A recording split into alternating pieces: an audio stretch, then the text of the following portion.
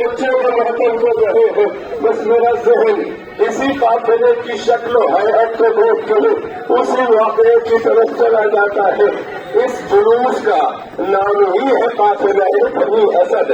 آپ یہ ننھے بچے دیکھ رہے ہیں, ذہن آپ کا پہنچا. حسین میدان کربلا میں آئے تھے, غریب الوطن تھے مگر فقیر نہیں تھے. غریب الوطن تھے مگر 60,000 درہم کی جو زمین کربلا کی حسین نے اس لیے خریدی تھی کہ کوئی تاریخ میں یہ نہ لکھنے پائے کہ حسین حملہ آور تھے, حسین کسی کی زمین پہ آ گئے تو یہ ان کا جرم تھا. یہ سیاست الہیہ اور یہ دماغ عصمت کی حکمتیں ہوتی ہیں کہ صدیاں بعد انٹلیکچوئل اور عقلاء اس بات کو سمجھتے ہیں اور مورخین اس کی تجزیہ اور تحلیل کرتے ہیں. حسین آئے مگر واقعہ یوں ہے کہ جب رہوار اس زمین کربلا کے حدود میں داخل ہوا تو حسین کے گھوڑے نے قدم نہیں بڑھائے. حسین نے محنت کر کے بڑھانا چاہا. جب اس گھوڑے نے پہلے گھوڑے میں قدم نہ بڑھایا اور تو دوسرے گھوڑے کو مانگا اور اس سے سوار ہوئے. جب اس نے بھی قدم نہ بڑھایا تو تیسرے روایات کہتی ہے کہ 7 گھوڑے حسین نے بدلے. مگر جب 7ویں گھوڑے نے بھی قدم نہ بڑھایا تو حسین نے کہا کہ یہیں پہ رکو اور اطراف کو جو بستیاں ہیں کچھ لوگوں کو بلا لاؤ. کچھ لوگوں کو لایا گیا. اس میں جوان بھی تھے, بوڑھے بھی تھے, اس میں بچے بھی تھے, خواتین بھی تھی. تو حسین نے پوچھا کہ اس زمین کو کیا کہا جاتا ہے. کسی نے کہا یہ قال اللہ سب کو برات, اسے برات کا کنارہ کہا جاتا ہے. کسی نے کہا یہ نظریہ یہاں سے قریب ہے, اس کو اس نام سے. کسی نے نینوا کہا. ایک بزرگ آگے بڑھا اور کہا کہ یہ قال لحاظ الارض ارض کربی مبلا, اس کو زمین کرب و بلا کہا جاتا ہے. بس جیسے ہی امام حسین نے اس کو سنا اور راہوار سے اترنا چاہا وہ آگے بڑھا. مجھے کہنے لگا کہ میں آپ کو پہچانتا تو نہیں ہوں مگر چہرے کی جگہ میں کوئی بلی یہ پروردگار رکھتے ہو. میں ہاتھ جوڑ کے کہتا ہوں کہ اگر یہاں پہ ٹھہرنے کا ارادہ ہے تو اللہ آپ یہاں پہ قیام نہ کیجیے گا. کیونکہ ہم نے اپنے بزرگوں سے سنا ہے کہ کوئی ولی یہ خدا, کوئی نبی یہ خدا, کوئی اللہ کا عبد صالح یہاں سے نہیں گزرا مگر یہ کہ گرفتار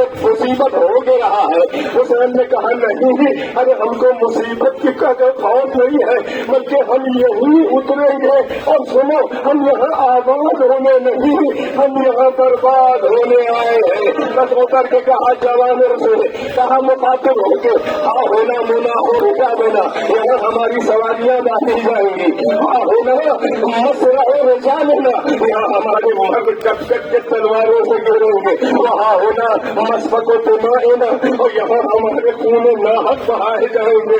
لوگ کربلا آباد ہو گئی 2 محرم کو. کتنے دن کے لیے؟ 1 ہفتے کے لیے. اب حسین نے یہ حکمت اختیار کی کہ وہاں لوگوں سے پوچھا تو ہم بنی اسد کہلاتے ہیں. مردوں کو حسین نے بلایا اور زمین کے 60,000 درہم نے خرید کے کہا کہ ہم تمہیں ہبہ کرتے ہیں, واپس کرتے ہیں, مگر ہماری 2-3 شرطیں ہیں. پہلی تو وہ کہ ہم یہاں 1 ہفتے کے لیے آئے ہیں. جب ہمارے دشمن ہمیں قتل کر دیں تو ہو سکے تو آ کے ہماری لاشوں کو مٹی میں چھپا دینا, ہمیں دفن کر دینا. انہوں نے کہا ٹھیک ہے, یہ شرط ہم کوشش کریں گے کہ پوری کریں. اور کہا کہ جب ہماری کبھی خبریں بنے اور ہمارے زائرین چاہنے والے ہیں تو ہو سکے ان کی مہمانداری کر دینا.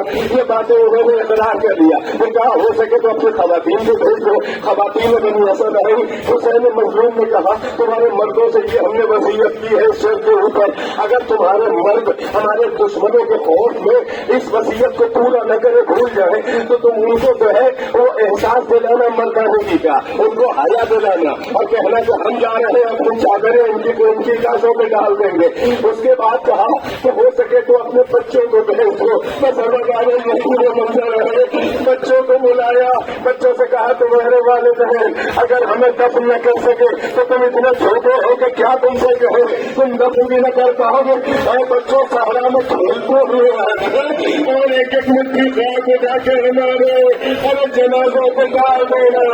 अजादारों, आशूर गुजर गया, शोहदा के लाशें पड़े थे, अरे लश्कर जुल्म भी चला गया, अरे अहले बैत भी 11 मुहर्रम को अरे कटी हुई लाशों के मक्तल के दरमियान से अरे हमारी ऊँटों के ऊपर मुखद्दरा को इसमत का हालत कि जिनका आलम ये था कि जब रिवायत करती है कि जब हमने लाशें देखे जमीन के ऊपर ये लाशें तो हम सब ने अपने अपने ऊँटों से अपने को गिरा दिया, मगर सज्जाद बैठे रहे और करीब आए तो देखा चेहरे का रंग जर्द है, सज्जाद हिल भी नहीं रहे हैं। मैंने सामने को हाथ रख के कहा जा बोलैया मारा तजूद मकसद मेरे लाल ये क्या देख रही हो, तेरी तो रूह निकल रही है। ये सज्जाद खुदी का साथ अभी न सोचना।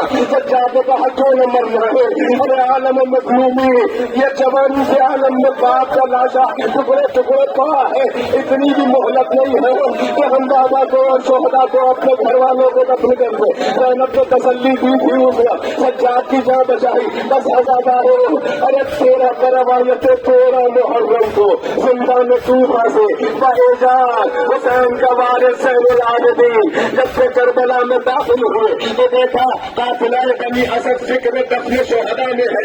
अभी कोई पहचानता नहीं था, न सज्जाद ने उनकी मदद की या उन्होंने सज्जाद की मदद की कि कोई है बंदे खुदा लोग जो हमारा साथ दे रहा है। अरे जो शहीद दूर निकल गए थे जैसे हजरत उनको अलग दफन किया, अभी इतने मजाहिर को दफन किया, और उसके बाद इतने शोहदा थे तो इमाम सज्जाद से उन्होंने कहा कि इनको अलग अलग कैसे दफन किया जाए। तो इमाम ने मशवरा दिया कि एक बड़ा सा गड्ढा खोद लो और उसी में सारे जनाजों को लिटा के मिट्टी डाल दो, इसी को गंज शहीदा यानी शहीदों के जवाहरात का ये खजाना गंज शहीदा जो ज़ियारत कर चुके हैं। बस हजारों अरे दफन मजलिस तमाम है 2 दिनों में, अरे दफन शोहदा जब तकरीबन हो चुका तो एक बार बनी असद के मर्दों ने कहा ए बंदे खुदा अल्लाह तुम्हें आज दे, इतने शोहदा को तुमने हमारी मदद की, इन गरीबुल वतनों की वसीयत हमने पूरी कर दी, दफन कर दिया, मगर जानते हो सब तो दफन हो गए मगर एक जनाजा बच गया है। कहा वो कौन है, कहा वो करीब नशीब है। अजीब हालत है उस जनाजे की, लगता है उसका कोई भी नहीं है। बड़ा सवाल होगा इसको भी दफन कर दिया जाए, बस अपने जान से बर्दाश्त न हुआ। हमें तरकीब को कहा कहो वो मेरा बाबा हुसैन है।